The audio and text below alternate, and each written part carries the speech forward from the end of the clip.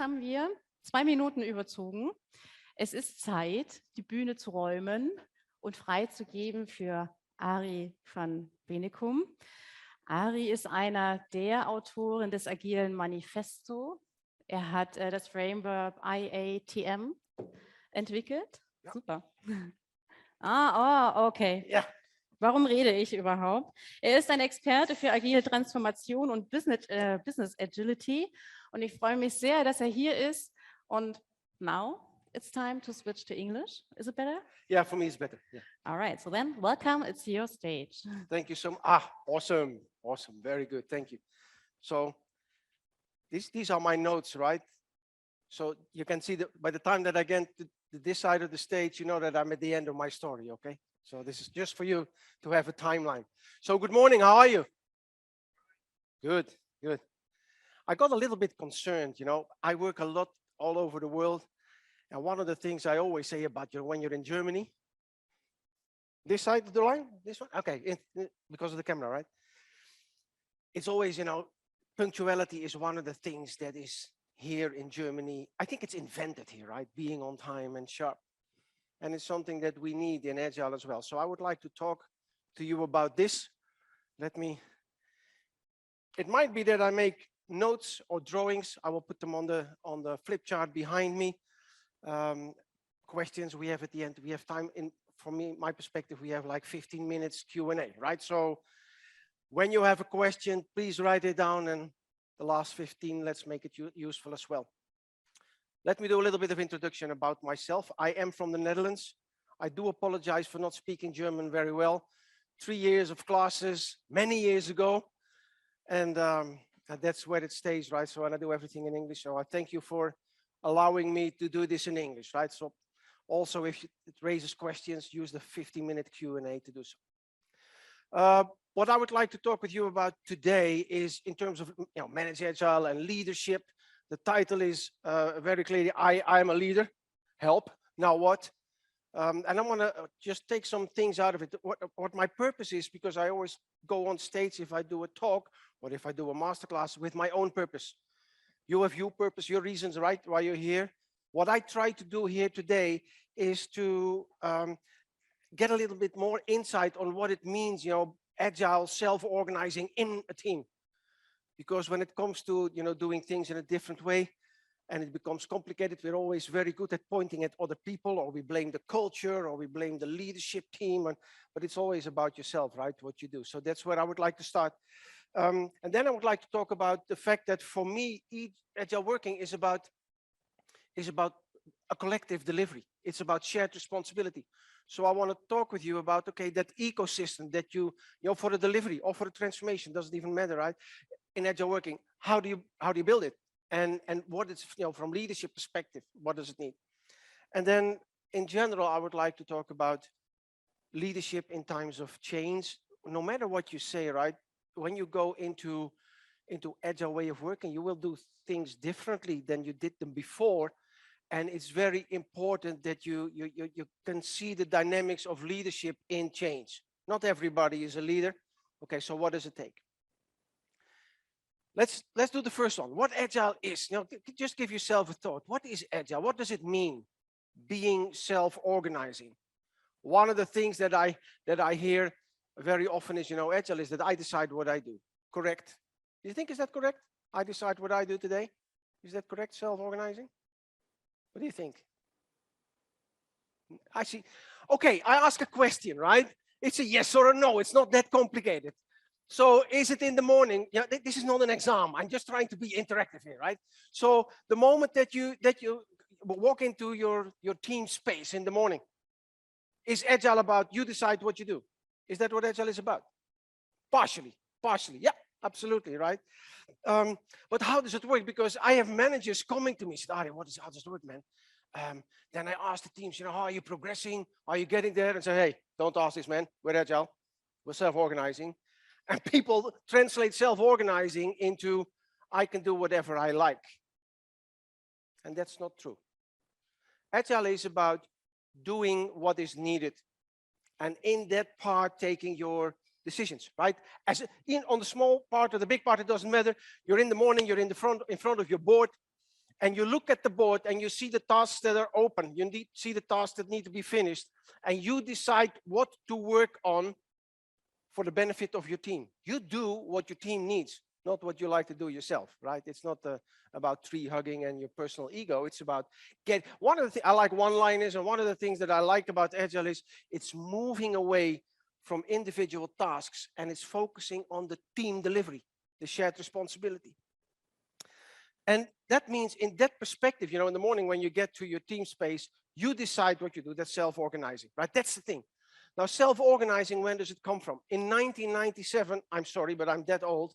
In 1997, I started working for a company in the Netherlands called Solvision. And the organization, I think I was number 24 on the payroll.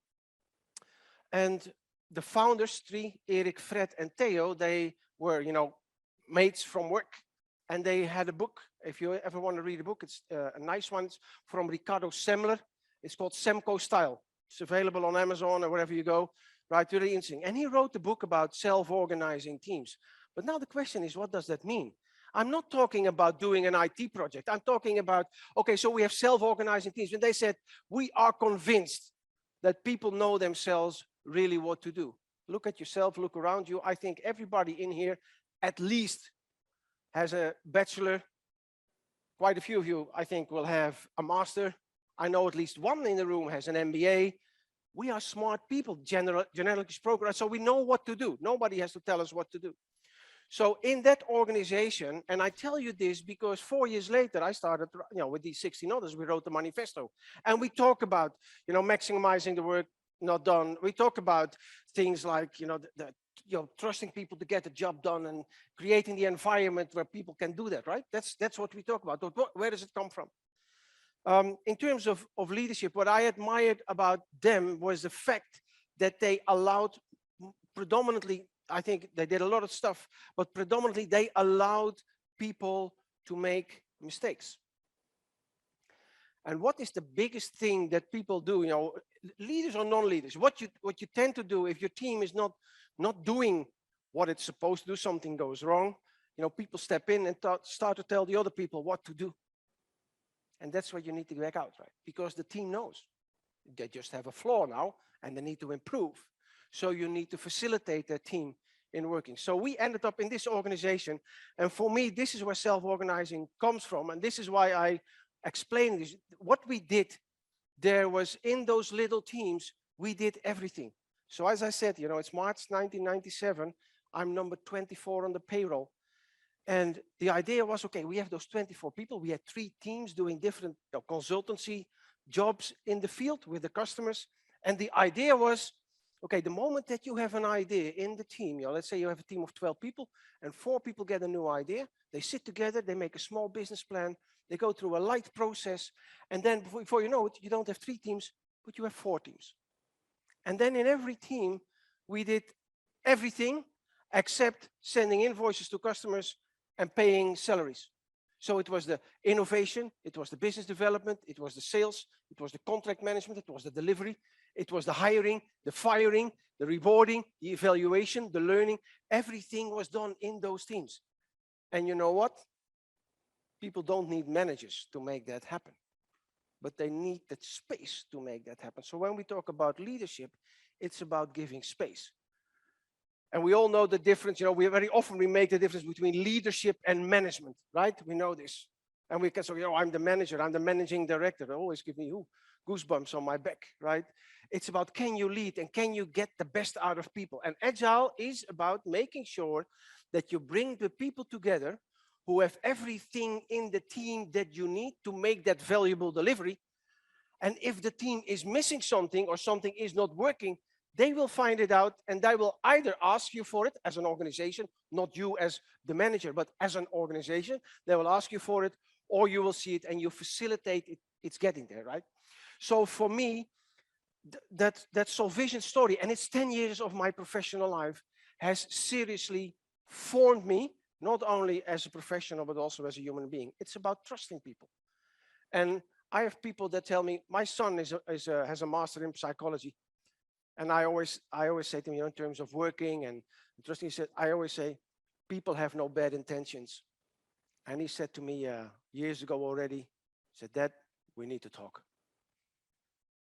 Some people do. But in general, I would say people serve their own purpose, being happy, right? Do you know Daniel Pink, autonomy, mastery, purpose? It's about finding the motivation. And now we're in this little agile team. And what I would like to invite you for is, instead of looking at the others, like leadership teams, managers, the culture, it's about looking at yourself. Okay, what can I do here? Because the moment that you take your responsibility, you start working on it, that's the moment you become at least partially leading in that team, right? And that's what we talk about, leadership. We don't talk about managers here, in my opinion. So I talk about things like leading yourself, right?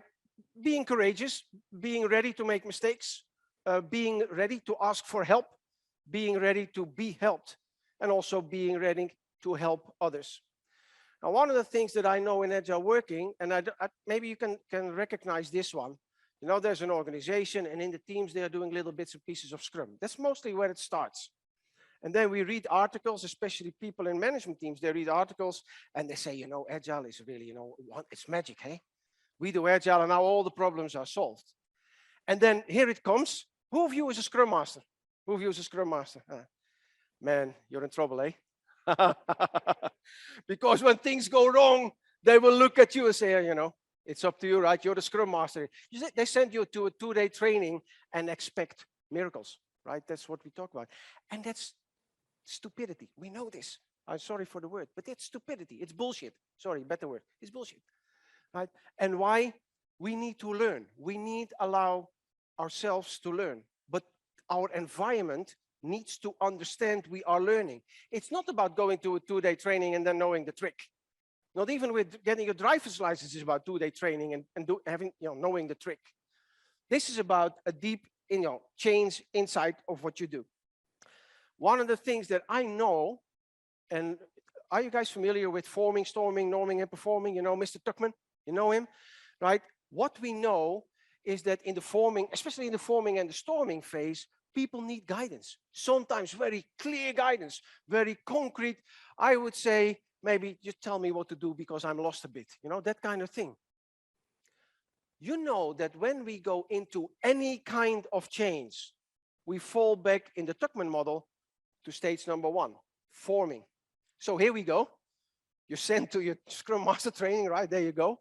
You come in and you say to the team, okay, ladies and gentlemen, we're going to do everything different here. So everybody is in a shock, needs clear guidance, and you say, we're self-organizing here, so you can self-organize. Doesn't work, right? So what we need to understand is that learning part, and this is about from the organizational perspective. This is where leadership teams, where whoever they are, come in, where leadership characters come in.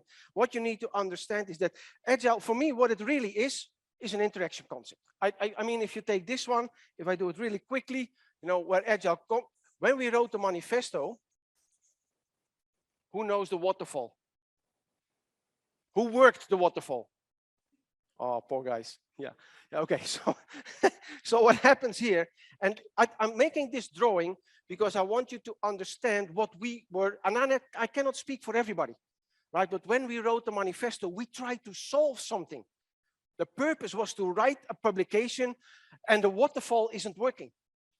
So we need to go into change, and we don't like change, right? But this is what I want to explain to you. What is it? What is it really the difference? So the problem is basically this, right? You talk to the client. Here's the client. You get the analyst, the functional designer, technical designer, developer, the UAT, and the pre-ops. And here we have ops or something like this. But what happens is somebody talks to the client, makes a document out of it. Document is sent to the next one, makes another document out of it. Right, here we go to the next one, another document. This is the process. This is the waterfall process. We try to take that out. And you know why? Because the moment somebody gets information, you start making interpretations and assumptions, right? If I ask any one of you now, what did I say so far? I get as many different stories as I see faces in front of me. Because you have your own education, you have your professional background, you have just of who you are, and you take the information all in your own way. And I can tell you, for every one of you, you take it in differently than I meant it to be. Can be close, right? But it's different. So the point is, if we are making something together, whatever we make, right? If we are making, we have this process full of, interpretations and assumptions. Any time that information goes into someone else, we have interpretations and assumptions. We need to get those out of the way.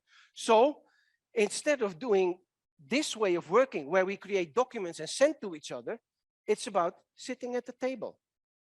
So if you do a sprint for a feature team and a sprint for the development team, and then we will do a sprint for UAT, please understand you have a lot of transformation work because that's a waterfall, right?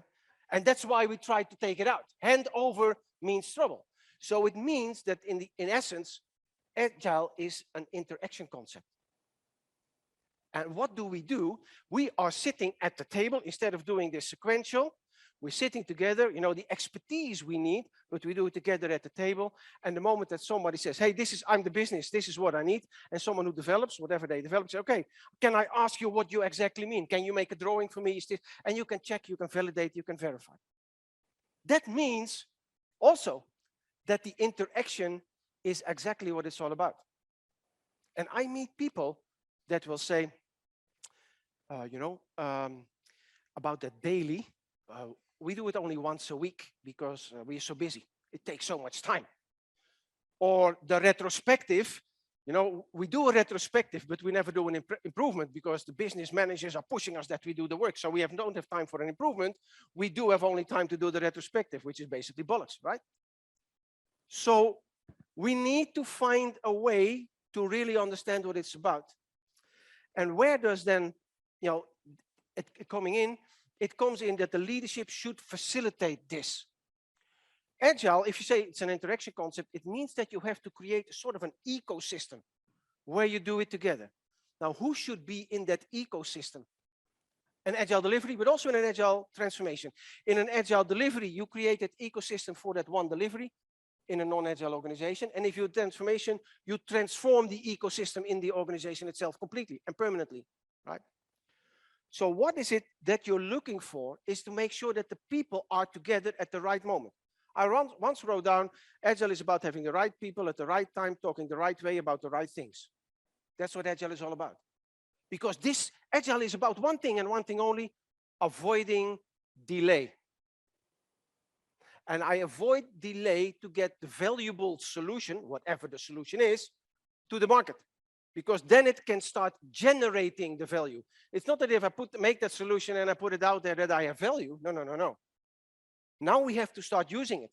And then it starts generating the value for the organization. So we need to make sure that we have that solution ASAP out there and then used in the proper way. Then and only then we can have this as a valuable solution for our own organization. That's what we talk about. And that ecosystem is crucial, right? The big difference in that ecosystem, because if is it daily? Is it difficult daily? I don't think so. No. Can I say it's super simple? It's super proper daily, yeah? Super simple. Retrospective, you have to keep them alive. But so the point is, when you go to the doing of Agile, the retros, the dailies, Agile is about having the people together, talking about what it should be, checking, interpretations and assumptions, checking, validating, is it really what we need? Is it bringing the value? Then we have 1, 2, 3 maybe days that we start working again and we come together again, right? It's converging, diverging, to make sure that we are as close to the truth as possible. And at the end of the sprint, we want to be ready for production. Maybe I'm rocking the cradle, but if you're doing Agile and you're not ready for production at the end of the sprint, you should be in production or ready for production. You have a sprint fail. Don't misunderstand that one, eh? And I understand if you go into an Agile transformation, it's not right there, but this should be the dot on your horizon. This is what you should work towards. Transforming is a long road. It's not something that you do overnight. Now that Agile working, what we talk about, is simple. I would say doing Agile is so simple. But how come, a year ago, I got contact from people from a university said, Arie, do you know that most Agile transformations in the world fail? I see you instantly doing this. Yeah. I know. Why? How come? Now think about this. How come that we have something that looks very simple, doing a daily, a retro, and we have a plan board and visual management? It's not that complicated. And how come if we want to transform an organization, we fail? You can differentiate the reasons. But if you want to go to one line about it, is that agile working is very simple. But to be able to do the real agile work as we intended it to be, below that surface of agile working, down there, this is where you need to change a lot to facilitate that. Because if I am in a daily and I can take from the board what I think helps my team most, that means instantly that I take out somebody telling me what to do. And that's an interesting one, because I have people in the organization that are used to tell other people what to do. And now it comes, the worst part, it's about us. A lot of us are used to be told what to do. And I see people, now I'm going to say something very nasty. I'm 57, I have gray hair, and I have a beard, okay? But I always say people over 50 gray hair and a beard, they are the worst ones to transform. And you know why? Because, sorry for the rest, right? But we old men, we are so used to being told what to do. That's who we are, right? That change, that deep change is a paradigm change. If you look up the word paradigm, it's a perception of how life is. And people, you know, I see quite a bit of gray hair here, and people without gray hair, I can even see, okay, it's been a while you were at school or at the university. We have been told the waterfall was just put on the table as this is how it is. It's like, you know, there's air outside and there's the waterfall when you work. This is how it works. So getting into your brain that we can do this in a different way is very difficult. So what we start doing a little bit of agile, but we keep on doing the waterfall. So we have old toll gates in place. And so now we're coming back to leadership. What does it take?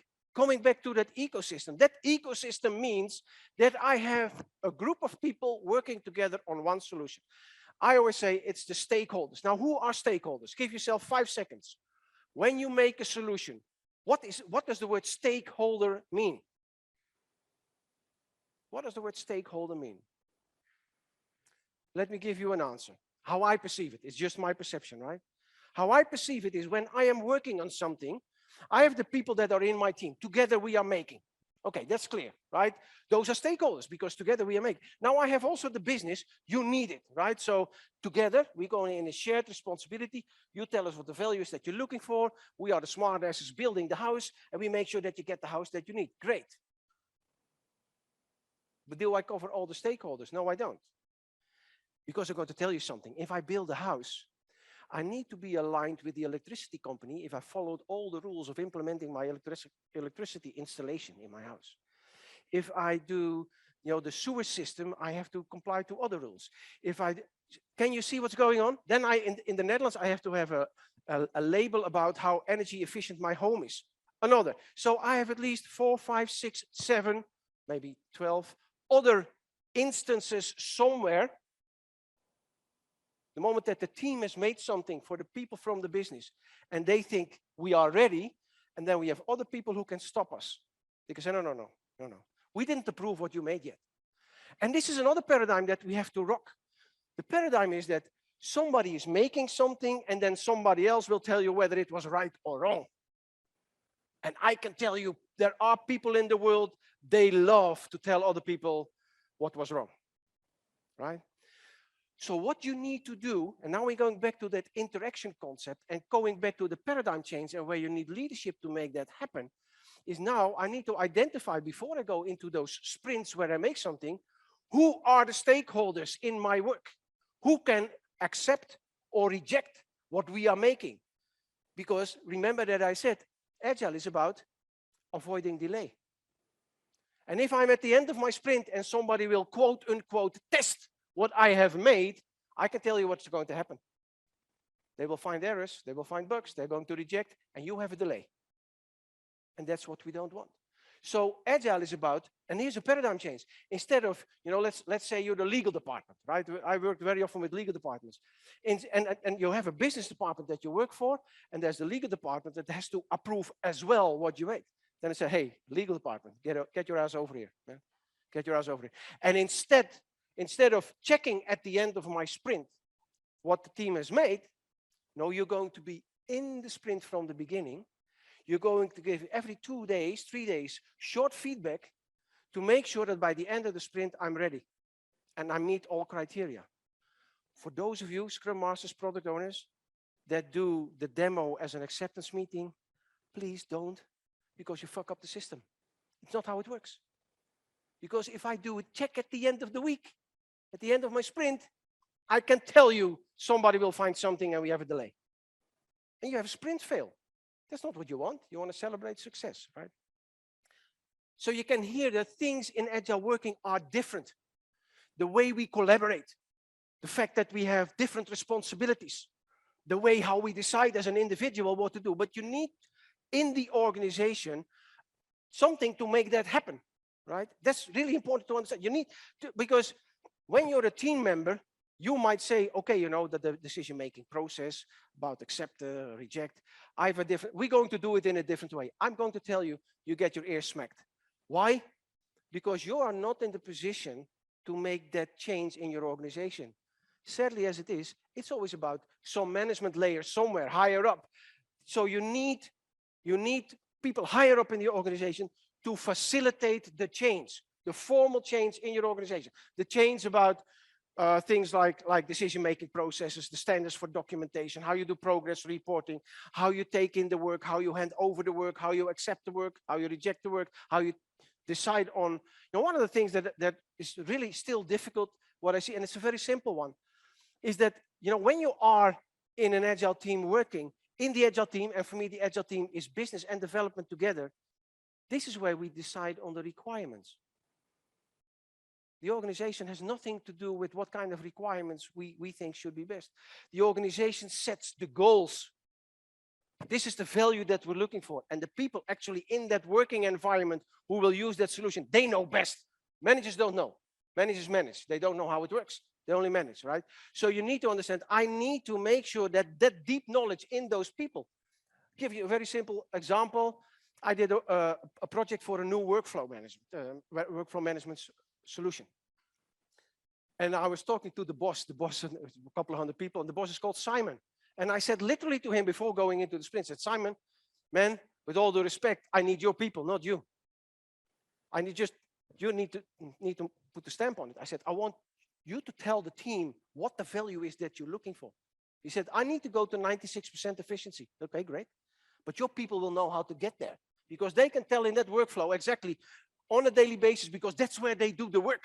They can tell you, okay, this is where I need this is where I need this. And together they can say, okay, now we get to 96%. But that means for Simon that all of a sudden he has no change advisory board anymore. That means for Simon that he will not see requests for change anymore. Because in that team, every 2 or 3 days, the people work together and they select the requirements. They show it, maybe in a little prototype, get the feedback, and they iterate towards the end of a sprint to something that is accepted and brings the value. You know, the good part for Simon, he can sit down and relax because he put the best people in place to make it happen. Right? And that's what we need. But to get that out of our brain, so the old ways, get that out of our brain and get this into our brain is really different. And even if you go into, we could talk about business agility. What does that mean, business agility? I get always the question, who thinks you can do agile outside IT? Question. Also for the people remote. Who thinks you can do agile outside IT? Not an exam question. I never did agile exclusively in IT. Bollocks. And a very simple reason for it. If you do IT only, and I have a multidiscipline solution, where I have a marketing team promoting it, where I have education and training team, ready to prepare the operational situation and the service desk, where I have 2 software development teams, 1 data conversion team, 1 technical implementation team. They are all working on the same product, and they're all working to make sure that it gets ASAP to the market without delay. So they're all working on the same backlog, and some things are software development, and some things have nothing to do with software development. And if you have a very fast IT department, and another element in the organization is slow, I am slow to the market. You have to understand that agile is a corporate capability when you talk about value and bringing it to the market. You need to get all your disciplines together and not getting out of that silo. We always talk about getting out of silos. Please do so, right? So agile is a corporate capability. But that means that not just the CIO and his people, or the CTO, or whatever you call him, but on the corporate level, we need to understand, hold on a second, We need to do something here as an organization to make sure that we will become, as a whole, that agile organization. And that means, as a whole, all the people responsible, because I don't mind if you want to use the word manager or leadership. It's okay, those are people with a wider responsibility. You know, you work in your team, this is where you are, you're 7 people, you do your delivery, you work on a backlog, great, awesome. But some people say, you know, I have 1,500 people working on the same thing. Somebody has, so I was involved one moment in time talking to a program with 1,500 people, so over 200 teams working on, you know, the same business values, strategic business value. Okay, so you need to understand there is something there, you know, that brings us together, and that leadership there needs to understand it's not just about IT, it's about bringing valuable solutions to the market. And that includes IT, but it includes marketing, and it includes legal, and it includes communication, and it includes, and even HR these days not only has to understand what Agile is all about to be able to offer people the proper career path, but also to be able to work themselves in an Agile way. One of my clients in Central Europe, they are a nearshoring company, and a new big multinational organization from Germany came into the market locally. And they disrupted the market completely. They were hiring hundreds and hundreds of people all of a sudden. So they were, you know, people were like leaving like water. So they had to start very fast a recruitment campaign. Run completely agile with a definition of done, you know, per recruited employee, everything was there. Working in sprints, multidiscipline teams, teams from the HR department in the recruitment process, pairing up, making sure that they were doing the right thing. In the meantime, when they were having in the process, you know, doing retrospectives, so we get it during the campaign even better and better, right? Leadership is essential to understand what agile working is all about. And whatever you say, agile is about change. One of the things that I saw on the wall in one of those conference centers, really big, was a quote. They say it's from Winston Churchill. And it says, perfection is not a state. Perfection is an ambition. And to reach your ambition, you need to change a lot. So perfect people change a lot. And then I thought, oh God, what happens if you replace perfect by agile? You can say, agile is not a state. Agile is an ambition. And to reach your ambition, you need to change a lot. So agile means that you change a lot. This is why we have retrospectives. This is why we keep on improving. This is why we keep on moving forward. And don't underestimate the impact of this, because the waterfall is written down in the organization, in a manual, you know, 10 orders big, telling you exactly what to do when and how to write your progress. Everything is there, right? And now we say, hey, we're getting more into this liquid state where we are continuously improving. So it means that from that perspective, you need to understand from when you're leading a team, when you're leading a tribe, when you're leading the whole organization, I don't care, a community of excellence, whatever you lead, you need to understand that that thought of change is something that you need to role model. Why? Most people are not keen on change anyway, and a lot of people benefit from if you just show them how to do it. Because, okay, if you do it, I'll follow you. Right? I learned a couple of weeks ago that in our brain, we have a little organ, it's called the amygdala. And the amygdala is a nasty one, because that one will tell you when something is a little bit different from what you are used to, don't do this. Just don't do it. It makes you feel uncomfortable. Unconsciously. It's not even consciously that you think, but it starts feeling uncomfortable if you need to do something different. If you go to a different place, if you go to different processes, if you have new people working. Right? So by nature, we have this sort of uncomfortable feeling when it comes to change. So if someone with a specific position, and I don't talk about hierarchical position, but a position of respect for other people, can role model, that's the number one. So when you want to go into an agile organization, when you really want to become this agile organization as a whole, it starts with role modeling on every level, when you can, where you can. The second one, I already mentioned it, you need to facilitate that change. Very important that you understand that there are going to be formal changes in your organization. Sometimes when I'm in agile transformations, I have to talk to the unions. This is how deep change can be, you know, job profiles. I was talking in Belgium to a gentleman from the board. This is a over 10,000 people organization. He said, Arie, for the last year and a half, we have been talking to the union about the profile description of an agile coach. And this can be part of your transformation. I mean, it happens, right? Right? So we have to do that together. And the last one is sustain the change. And sustaining the change is even worse. This is what happens, right? The moment that you start doing things in a different way, you don't have answers when it goes wrong because you do it for the first time or maybe for the second time. So what goes wrong is something that you haven't seen before. So you do not have a solution for that one. And now comes the nasty trick of the human brain. We have in our brain old solutions. So what we do is we do something new, it doesn't really work, and what we'll say, okay, hold on, it's not working, so okay, well, what can I do? You look and this is your past, and you implement an old solution. I do agile transformations, and then I come back after 1 year in the organization, I hear all the agile words, and we are working completely according to the waterfall again. And it takes people to role model. This is about sustaining change. This is why we have retrospectives. And this, who views an agile coach? Only 2. My God, you must be well paid. No, I always say, okay, why do you want to be an agile coach? Because you bring change. People don't like change. After 3 months, they don't like you. This is what happens, right? And I always call it innovating backward, right? This is literally what happened. I was in Utrecht at an organization with a big retrospective, 50, 55 people.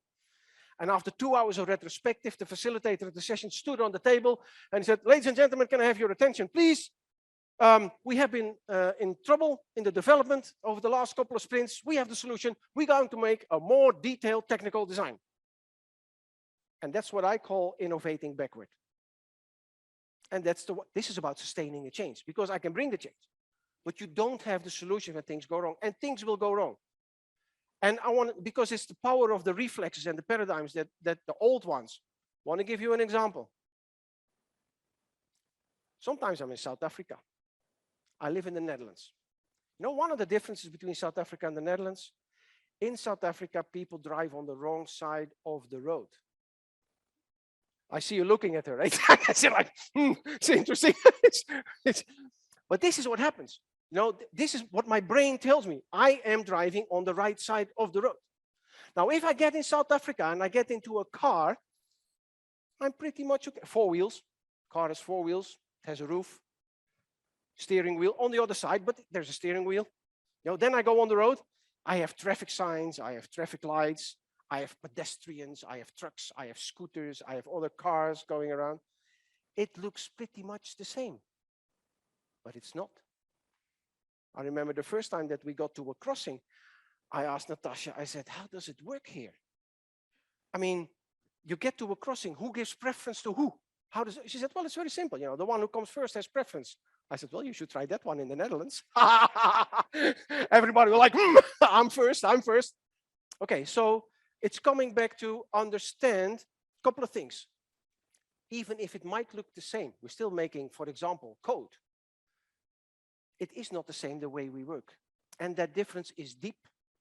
And it will call upon us. And especially when things go wrong. I mean, I can be on the road in South Africa when there's nobody there. You know, at 4 in the morning, I can get behind the wheel, I drive slowly, and I get there, and I'm safe.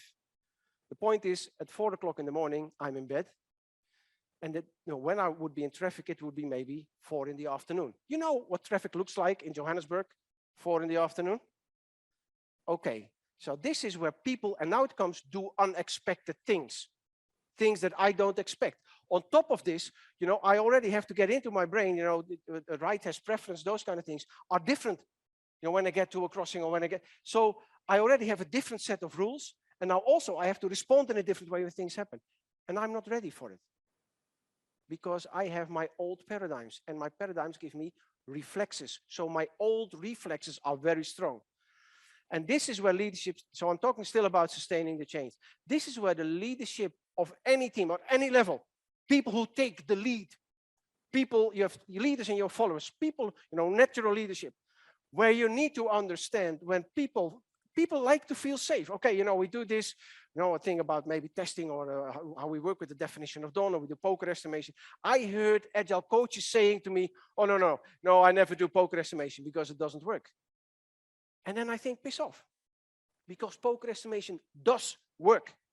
It's just that you didn't make it work. And the proper attitude should be, wow, I'm trying to do poker estimation. People wrote books about this. People like Ward Cunningham and Ken Beck and James Grenning, authors of the Agile Manifesto, do it. So obviously people can do it. I can't. What do I need to improve to make it that I can? And now I'm going back to another part of leadership. I have a couple of minutes left. Another part of leadership, and that is you leading yourself. One of the things that I know, Agile is a mindset, right? Agile is a culture change, right? It's so difficult. So we try to do it differently, but it doesn't match our culture. Question, 3 seconds. Think about it. What is culture? For me, culture is a group of people sharing habits. Nothing else. Nothing else. And you have the habits and the visuals and the rituals and the things around it, the way you dress, the jokes about wooden shoes. And there are not jokes. When I do my garden, I wear my wooden shoes. They're part of culture, habits, right? Okay.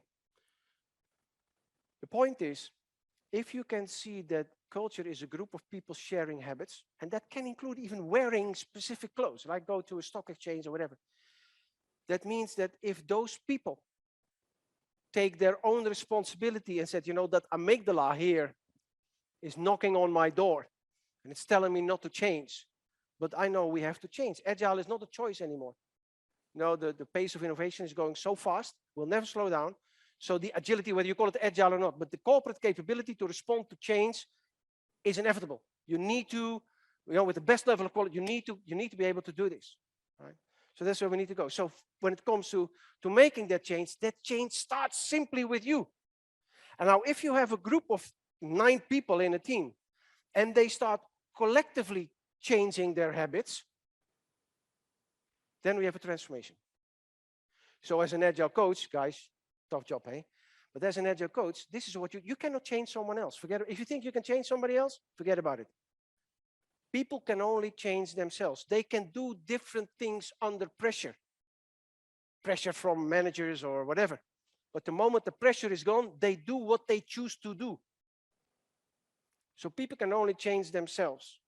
Now, if you as a coach can make sure that this group that you work with is open, and you can, together with the leadership, whoever the leadership is, and you can create that safe environment. So now I have a group of people that is open to change. Now I have an environment where people can change and they not get smacked in the face. And I can bring that together. Can you see how leadership, but also your own personal individual leadership is part of that success?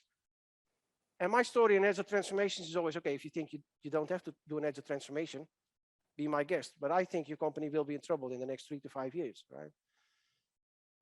In any Agile transformation, it comes back to the individual.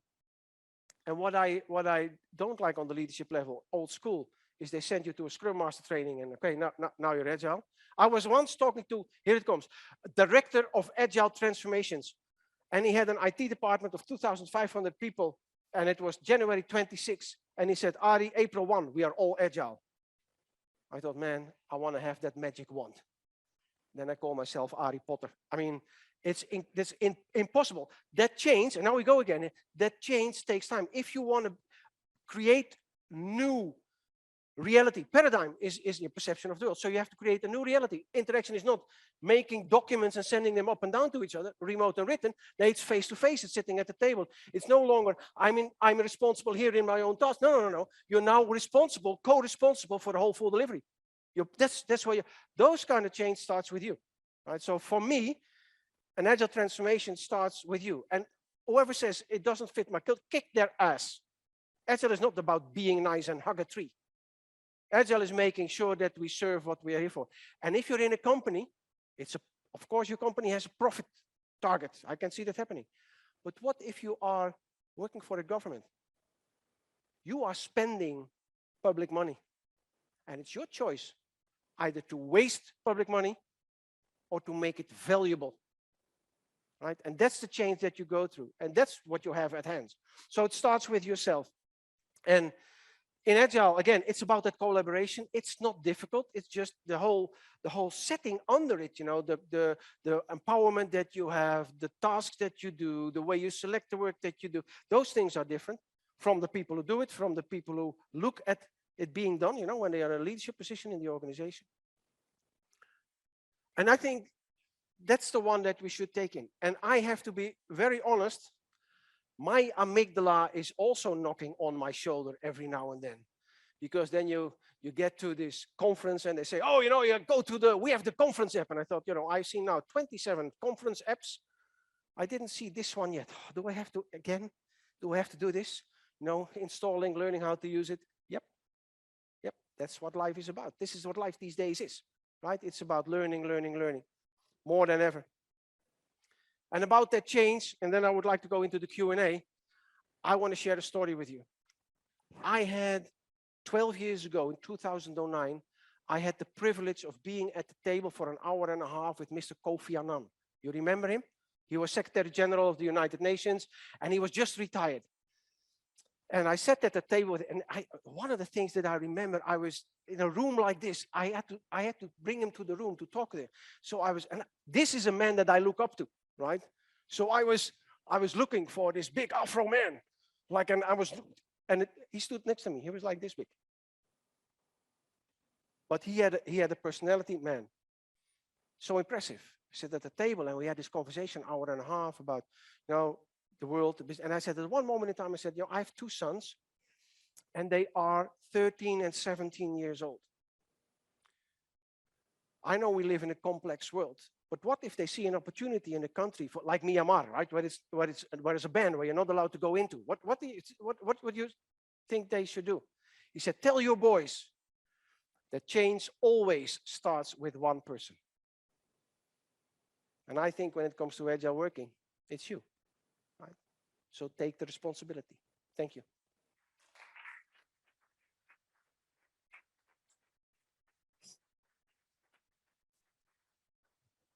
Do we have a microphone for questions? Yeah, you have a microphone. Yay. So who has a question? Oh, come on. Yeah, sure. Come on. It can't be that I'm that clear. Hey, there must be. Oh, sorry, I need to be here. Thank you, Arie. So how do you feel about the state of Agile today? The state of Agile. Oh, you know what people ask me so often? Hey, Arie, what do you think is the next step of Agile? And I think, man, the world didn't even make the first step. So that's my opinion. We do a little bit of Agile in the world of IT. I'm talking on conferences about, you know, doing Agile outside IT, and I'm in a state of shock because we never did it exclusively in IT, right? So there's on the basic Agile, you know, making sure as a team, collective understanding that at the end of a sprint, you go to production, or you are at least ready for production. Going there is still a long time to go. Needs a lot of work. So Agile coaches, be prepared to go there, right? At the same time, we are now in almost every organization in the world, some bits of Agile are being done, and we know about, you know, it's taking responsibility and going into change. And I think one of the most important steps that we have to take in organizations is understanding that the profile of an Agile professional is different from the profile of a waterfall professional in terms of what you do, because you go from a silo profile to a T-shaped profile. Every T-shaped profile, people choose themselves, so people decide on their own career path. The good side is that people will bring the best because they will choose what they like, so they will bring the best. They're not forced into roles that they don't like. But that means, you know, difference in evaluation and rewarding and career paths and development and learning. So that I don't like to call humans resources, but that part, you know, how you take care of your people to facilitate Agile working, will be very important. Thank you. Another question. Oh, come on.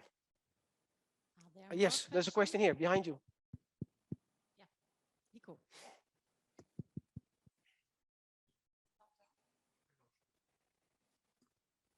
Hey, Arie, I hope van you for all the things you said. Thank you so much.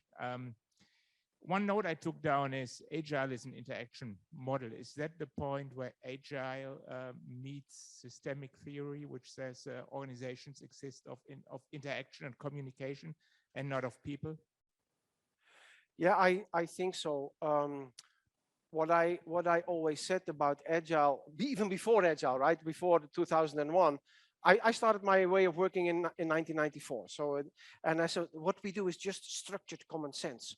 But if you look where it is, it's structured interaction. And below that structured interaction, there are people with profiles that need to be put in position. So you get in, yeah, the thought that people, oh, this is what we can do whatever we like. No, I know that Jeff Sutherland was a fighter pilot. Ken Swaber was with the Marines. I know Alistair Coburn was a medic. I was a platoon's commander. There's quite some military, the success in Agile comes with the quality and the discipline that you apply when you do the Agile rituals.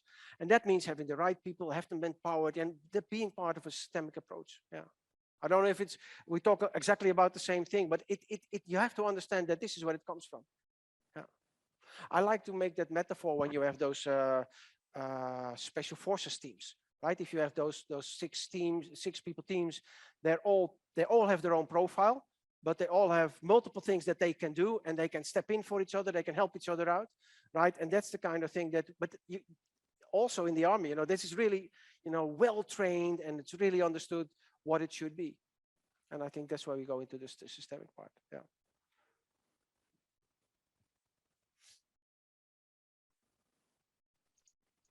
We also have 2 online questions. Oh, okay. Sure. So Christiane first, maybe. Ich komme gleich zu euch. All right, so thanks, Arie. I have a question around industrialization of Agile. So I see that any organization want to go Agile. They say 20 people go to a CSM, spend $20,000 there, and then, next day, hey, half battle is won. So we have 20 CSMs who would now make us Agile. So how would you see this industrialization that, hey, Scrum Master certification is happening here, PSM is happening here, you send people, and then next day, so how to fight this? So first of all, you have to understand what Agile is about. And people don't like change. People are lazy. People like to do things the easy way. So we know the waterfall, this is how it is. So instead of understanding that we're going, as I explained, in a more liquid situation, where we have a much more different way of working, continuously evolving, people try to replace one state by the other. And in the case that you just mentioned, most likely people take the Scrum guide, easy to read, easy to understand, very helpful for parts of what we need. And then we think we can solve everything, one size fits all. And that's not true. Just to give you an idea, when we wrote the Agile Manifesto, we had in the room 17 guys, and together we represented 13 different methodologies. 13 different methodologies. And Agile working means that you have the concept, Agile, because what we did when writing the manifesto, we explained to each other, oh, you work differently, eh? How do you work differently? And I even remember, how I talked, the drawing that I made. I even remember the clothes I was wearing in that session, explaining how I work differently. So I explained my methodology, how I worked. And Alistair talked about, Crystal and Jim Highsmith about adaptive, and John Kern about FDD, and James Grenning about TDD, and Ward and Ken talked about extreme programming, and Jeff, Ken, Mike, and Mike talked about Scrum. Right? But if you look at what the focus of the methodologies are, the different methodologies, you can say some focus on the quality, some focus on the efficiency, and some focus on the value. So there is a difference. We work differently, but in a different way and for a different reason. One of the things that I see, and I come back to this one of the things that I see too often is this one, right? So we have the business people, we have the solution development team, whatever they make, and we put the PO in the middle, which is about the biggest nonsense in the world. Because what you get is, you get via communication with 4 times interpretations and assumptions. And the poor PO is in the middle and takes the heat. No, what you should do is, you should take this as a PO and put people together at the table. But that means that you take a practice, and now we get to what you do on a daily basis when you work. You take practice, because every methodology has practices. The daily is a practice, but you have the daily Scrum, the daily stand-up, the daily day start, the daily achievement meeting. They're from the different methodologies, more or less the same practice. And an agile practitioner should understand, okay, in this situation, what practice, not what methodology, what practice can I use to solve this problem, to make this a little bit better? And that's what you don't do with having another certificate, right? We have people working on the individuals, or maybe on pairs, on the team level. You know, typical agile team, 9 or less, a large group. I did in the beginning of my career, it only started to come a little bit. I never did small group work. I did agile with up to 90 people. So that was like 14 teams working on exactly the same backlog. And there was geographical information, there was software code, there were all these different things, including non-IT there, right? So I was here, right? DSDM. And I have, Agile is about getting information at the source to avoid interpretations and assumptions. That means that you need to find the rituals where you talk to people who own the information, not via, right? But if you want to talk efficiency, I think it was Jeff Sutherland who said, you know, Scrum is based on Lean. Lean is about efficiency in the car manufacturing environment. Scrum is about efficiency in a software manufacturing environment. Efficiency. If you ask James, he's 69, I think at the moment. If you give him a call now, maybe it's a little bit too early. You give him a call now, you ask him, James, what is your profession? He will say, I'm a software engineer with a passion for quality, right? So James with test-driven development is here. Extreme programming is here. You have adaptive here, you have Crystal here. And I think you can only get to the real agile performance if you understand, when you talk about agile, that this is your body of knowledge, not one book. That book is also part of the body of knowledge. And that's where you need to go. So if you're an agile coach, and I saw some hands going up, ladies and gentlemen, that's your body of knowledge. And on top, you need coaching skills. You need to understand how you do a transformation, right? It's not just walking in and start, whatever it means, coaching people, right? Because coaching people is that you make them better at what they do, right? And if you make people better at what they do, and they're still doing the wrong things, you help them in doing the wrong things better. That's not the idea. The transformation is about helping people to do different things, right? That's where we need to go. Am I answering your question? Okay. I talked a lot, I know, sorry. Let's have a look to the remote participants. Yeah, Luke, you have a question. Yes, hi, Arie.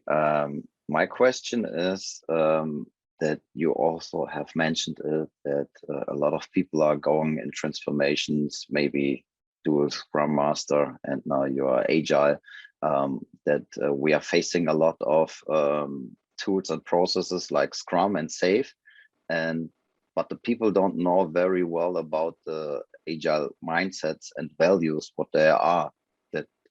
So my question is, would you maybe start more with the mindset and values which are behind the Agile things, and instead of beginning with just the Scrum Master and tools and processes and implementing them?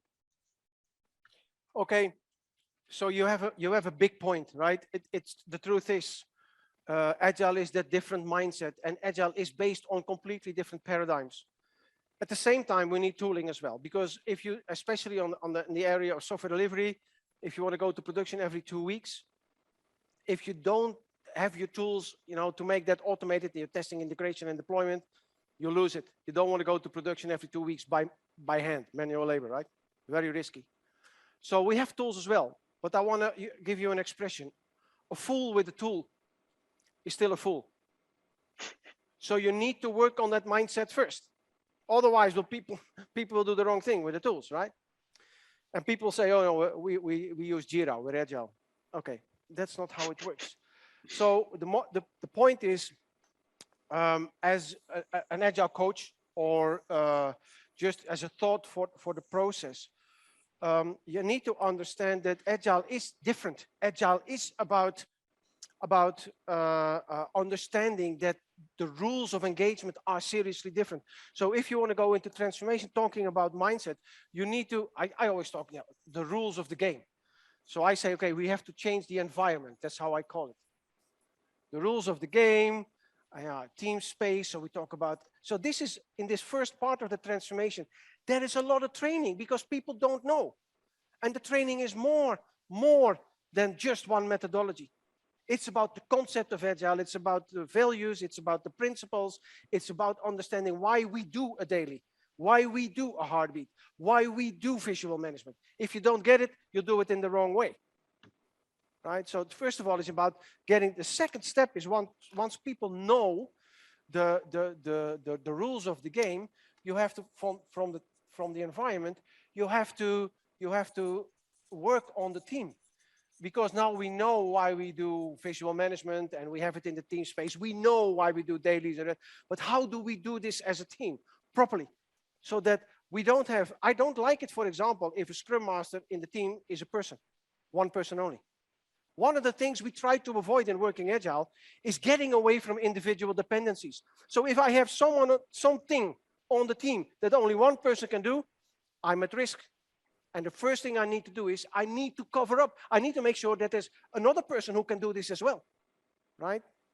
Who's going to be that one? Who is going to extend the silo profile into a T-shape? Okay, so I can do Scrum Mastering as well. Oh, I can do this as well. Okay, great. You know, so you have to understand the team dynamics. Once that you know the rules of the game, and as a team you know how to do it, we know that every individual has his own pace. We know that every individual has his or her own ambition in terms of T-shape and what you want to do. So the next thing is that you go into the individuals change. And this is as a coach where you give a lot of time to the individual people, one-on-one sessions. You go to retros, heartbeats, demos, you sit there, you look in, and then after sessions, hey, can I talk to you for half an hour? Can I talk to you for half an hour? Sit down, because that's your role as a coach, helping people change and progress, right? So that's talking about, you know, the ambition, and it's about the T-shape. And here, what I always like to do, because I give in this cycle, this is the IATM framework that you were just at the introduction were talking about. In this cycle, you know, once you have done it, in the handover, I will always do sort of an assessment for the team, so that every team that has been in that cycle, it takes more or less a quarter of a year, 3 months.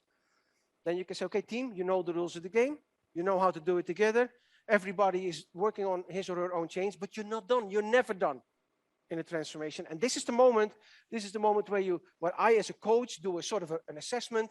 I have a competency model behind this, and then I say, as this team, this is the top 5 recommendations that I give for the next couple of months. And another team has other recommendations.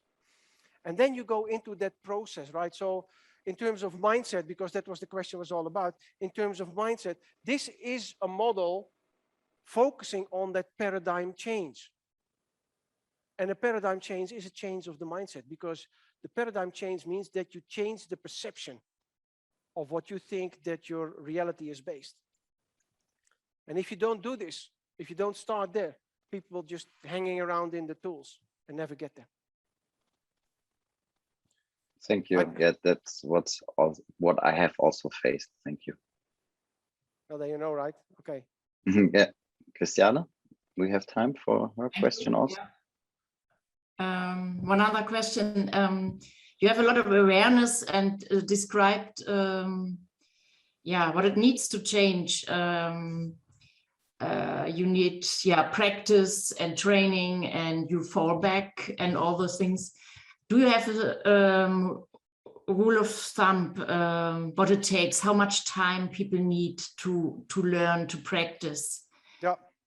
You cannot expect, not in the timeline, but in the space. How much time do they need additional to their normal workload? Well, the time that this takes more or less, rule of thumbs, right? 3 months, a quarter. Yeah, and but they need more time for everyday learning. They cannot have their normal workload and are expected to learn additionally.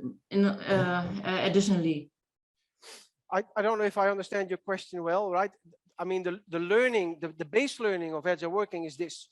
And the metaphor that I like to make is, this is the process of getting your driver's license. And they always say the moment that you get your driver's license, that's the moment where you start learning how to really drive, because now you're on your own. Now you're meeting all those unexpected situations, and you start building up your solutions and reflexes for those moments, right? So this is 3 months, and this is only where you are like having your driver's license. If you ask me, and I'm just not sure how much time for training is in it specifically, that's really difficult to give. But I think the number of days in training is limited. It's maybe for, if you take a 3-month cycle, it's maybe like 4 or 5 days in training, and the rest you will be working, helped by coaches, to make sure that you get what the training was all about, and you know how to apply it and how to use it. But it means an extra workload.